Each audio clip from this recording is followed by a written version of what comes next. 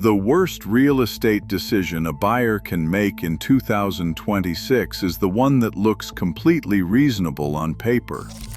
Reasonable price, reasonable neighborhood, reasonable commute, and then 12 months later the insurance bill arrives, or the property tax reassessment comes through, or the job market in the region shifts in a way that was entirely predictable, and the buyer is sitting in a house that is costing them significantly more than they planned and worth significantly less than they paid. 10 states are producing that outcome at a higher rate than anywhere else in the country right now. Some because of climate, some because of fiscal policy, some because of demographic shifts that were visible years ago and are now showing up in property values. All of them have warning signs that are available to anyone who looks, and almost none of them show up in the listing. Subscribe to the channel if this kind of content is useful. Number 10. Connecticut. Connecticut has been losing residents for over a decade. The population decline is not dramatic year over year, but it is consistent and directional. In a state with high fixed infrastructure costs, a steady population decline means the tax burden on remaining residents compounds over time. Property taxes in Connecticut are among the highest in the country in effective rate terms. The state has a pension funding crisis that has been documented, discussed, and not resolved across multiple administrations. Pension obligations do not disappear. They get funded through a tax base that is simultaneously shrinking as higher-income residents relocate to lower tax states. Buyers purchasing in Connecticut today are buying into a fiscal trajectory where the carrying cost of homeownership is likely to increase, not stabilize. The bright spots in Connecticut, certain Fairfield County towns with proximity to New York City, have specific demand dynamics that partially insulate them from the broader state trend. For buyers whose specific target is not one of those towns, the state-level fiscal picture deserves serious weight in the decision. Number 9. Mississippi. Mississippi ranks at or near the bottom of most economic health metrics, including education, income, healthcare, and infrastructure investment. That ranking matters for real estate. Property value appreciation, which homeowners in stronger states often count on as part of the investment case, is much weaker in markets where the underlying economic fundamentals do not support demand growth. The flood risk in Mississippi is significant and often underappreciated. The state sits along the Mississippi River flood corridor and its tributary systems. Large portions of the state experience repeated flood events, and insurance coverage frequently does not fully address those losses. The combination of weak appreciation potential and meaningful flood exposure creates a risk profile that is difficult to justify when compared with alternatives at similar price points in neighboring states with stronger economic fundamentals. Number 8. New Jersey. New Jersey has the highest effective property tax rate in the country by a significant margin. On a median-priced home, the annual property tax bill runs roughly 2 to 3 times what the same home would cost in most other states. That difference is not a rounding error. It is a recurring cost that compounds across the full ownership period and represents a structurally embedded disadvantage that no amount of home appreciation corrects. The state also faces significant pension underfunding, aging infrastructure, and a cost of living that continues to push residents toward neighboring Pennsylvania and Delaware. A buyer moving to New Jersey from a lower tax state for proximity to New York City employment should run the full carrying cost calculation, property tax included, before assuming that the lower purchase price relative to Manhattan or Brooklyn represents value. In many cases, the annual tax difference closes the gap entirely. Number 7. New York. The case against buying in New York State outside of the city's specific market dynamics is largely a property tax and income tax story. Upstate New York in particular combines declining populations, weak local economies, and property tax rates that are structurally high because of the cost of maintaining infrastructure and school districts for a shrinking population base. The buyers who are most exposed are the ones purchasing in smaller upstate cities, Buffalo, Syracuse, Utica, and Rochester, at price points that look attractive relative to coastal markets without fully accounting for the ongoing carrying costs and the limited pool of future buyers when the time comes to sell. A house that costs $180,000 in a market where comparable properties in a growing Sunbelt city cost $280,000 is only a good deal if the $180,000 market is likely to appreciate or at minimum hold value. When the population is declining and the tax burden is rising, the price discount may be entirely rational rather than an opportunity. Illinois has the second highest property tax rate in the country, and a pension crisis that multiple credit rating agencies have described as among the most severe in the nation. The unfunded pension liability represents a structural deficit that constrains the state's ability to address other fiscal needs, and it creates ongoing upward pressure on property taxes as one of the limited levers available to fund obligations. Chicago and its suburbs contain a significant portion of the state's population. The city has been losing residents at a rate that is now showing up in softening property values in certain neighborhoods. The dynamic in Illinois is not that real estate is uniformly bad. It is that the fiscal environment creates a headwind that buyers need to explicitly account for, rather than assuming that the same appreciation trajectory that worked in other markets will work here. A house in Illinois that appreciates 5% over 5 years while the property tax rate increases 15% over the same period produces a net result that is worse than a house in a lower tax state that appreciates 3% with a stable tax rate. Running those numbers before buying in Illinois is not optional. It is the analysis that determines whether the investment makes sense. Number 5. Arizona. Arizona experienced some of the most aggressive home price appreciation in the country during the 2020 to 2022 period. Phoenix, Scottsdale, Tucson, and the surrounding metro areas saw median prices increase by 50% or more in some markets. That appreciation attracted buyers who saw the trajectory and assumed it would continue. The trajectory did not continue. The correction that began in late 2022 has been significant in Arizona markets. Inventory has increased substantially, and days on market have extended. The buyer pool that drove the appreciation, remote workers from California with West Coast salaries, investors expecting continued short-term rental income, and retirees making decisions based on 2 years of price acceleration, has partially withdrawn. The longer-term concern for Arizona is water.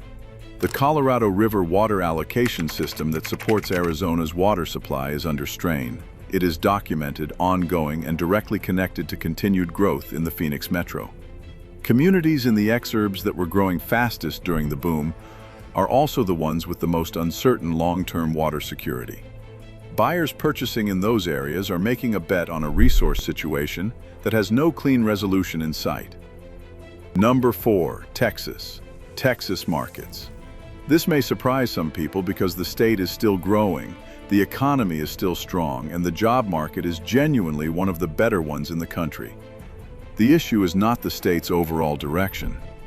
It is the property tax structure and the insurance market, which together are creating carrying costs that have fundamentally changed the affordability equation in ways that most buyers are not calculating correctly.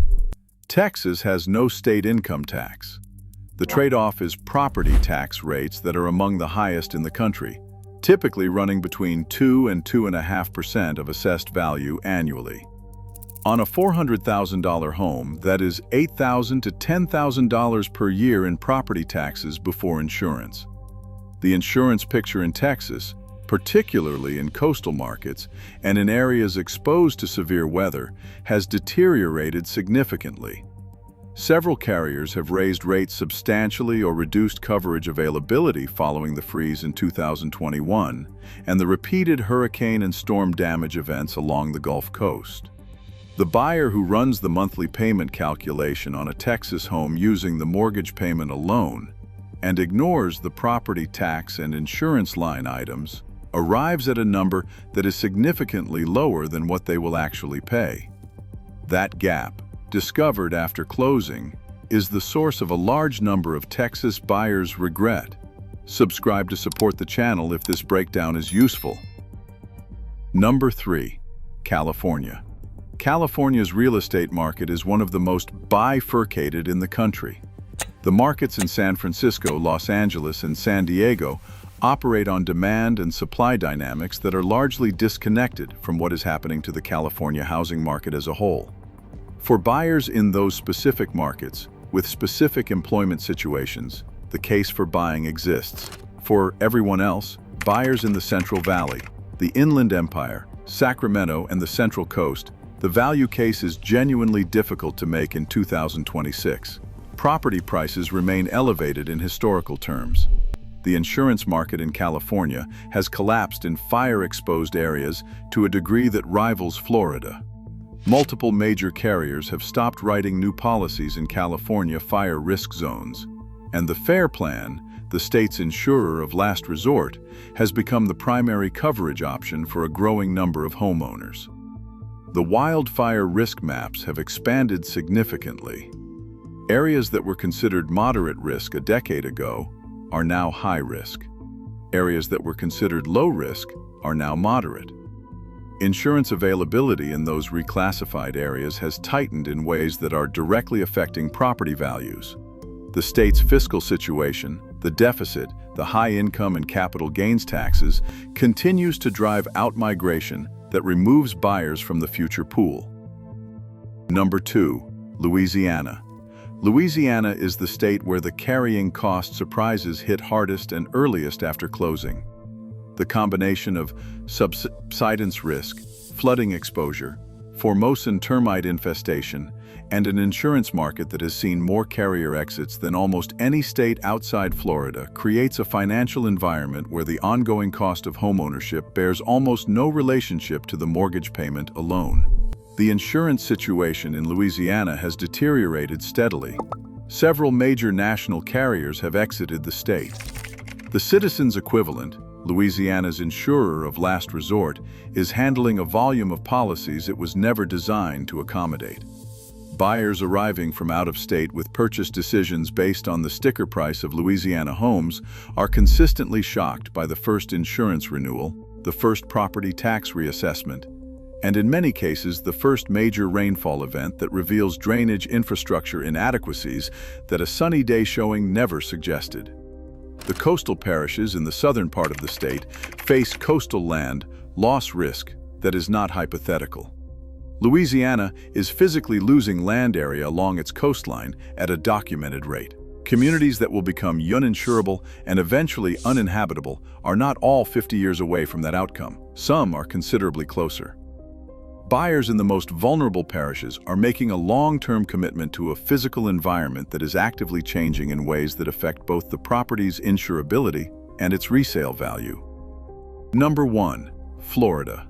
Florida earns the number 1 position, not because any single risk is worse than what exists elsewhere on this list, but because more of the major risk categories converge here simultaneously than in any other state. The insurance market in Florida is in crisis by any honest description. The number of carriers that have exited the state, the premium levels that remain, and the financial condition of Citizens Property Insurance, the state's backstop insurer, are all at levels that represent genuine systemic risk for homeowners. A buyer purchasing a $350,000 home in coastal Florida today may face annual insurance costs that rival their mortgage payment. That is not an edge case. It is increasingly the standard experience in high-risk coastal zip codes. The flood exposure is extreme and worsening. Sea level rise along Florida's coastline is among the fastest in the continental United States. The combination of the state's low average elevation and the accelerating rate of rise means that properties currently priced as though they are moderately exposed to flooding will be priced as highly exposed within the ownership window of anyone buying today.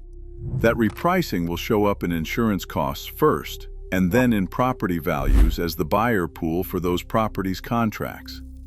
The condo market in Florida carries a specific additional risk that does not exist at the same scale elsewhere.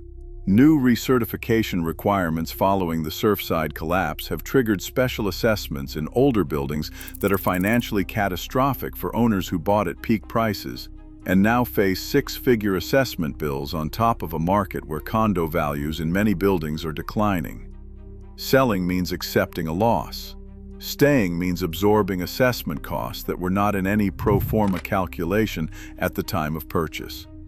For the buyer who is genuinely committed to Florida, who has family there, who has specific employment anchoring them to the state, who has done the full carrying cost analysis and finds it workable, there are markets and property types where the risk is more manageable.